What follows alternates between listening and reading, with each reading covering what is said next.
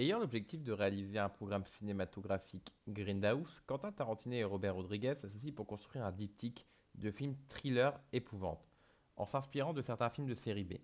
Quentin Tarantino s'est lancé dans la réalisation du long-métrage Boulevard de la Mort afin d'honorer les courses-poursuites et les cascades qui se réalisaient au cinéma pendant les années 70. Quant à Robert Rodriguez, il avait choisi de rendre hommage aux productions d'exploitation et horrifiques mettant en contexte des invasions de zombies.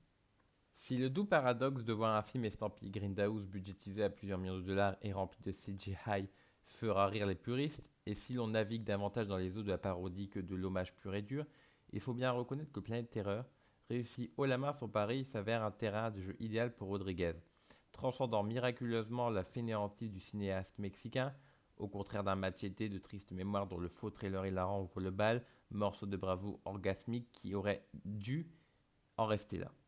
Planète Terror, c'est un film qui prend son temps et qui installe le cadre doucement. Certes, on voit un bocal de couilles dès les 5 premières minutes, mais foncièrement le début est lent, posé, à la limite de l'ennuyeux. Les personnages arrivent un à un. La gogo danseuse qui chiale, le roi de la sauce barbecue, le shérif et ses adjoints, le mystérieux Elroy, l'infirmière dotée de seringues magiques mi-lesbienne mi-battue par son mari, le docteur bourru, tendre, violent, contenu.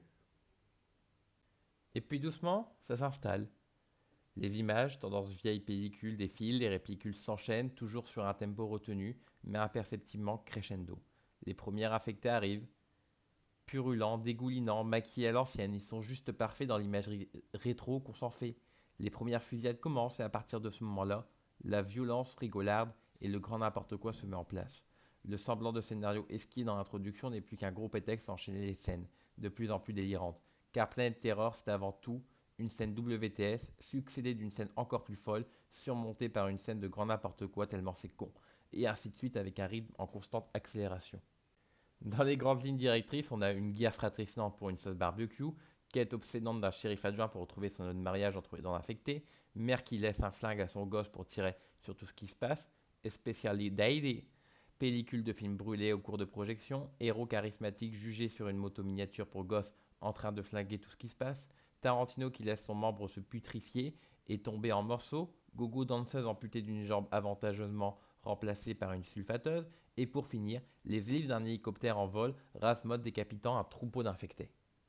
Au contraire de son pote Tarantino qui tente de son côté de déconstruire tant bien que mal le genre avec un death proof extrêmement bavard, Rodriguez reste à la surface des choses et se contente de triturer l'image et de reproduire les codes du cinéma Grindhouse, sans jamais se poser de questions.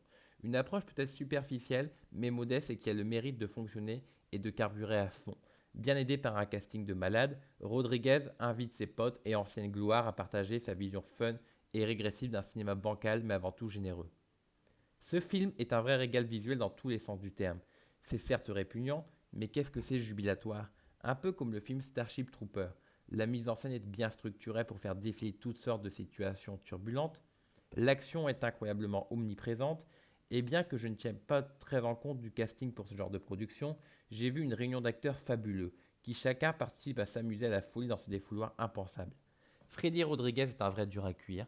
Bruce Willis est très bon dans le rôle d'un général de l'armée impitoyable. Josh Brolin a une parfaite allure de médecin. Et Rose McGowan est tout simplement mythique, campant l'extravagante gogo danseuse et sa fameuse jambe mitraillade.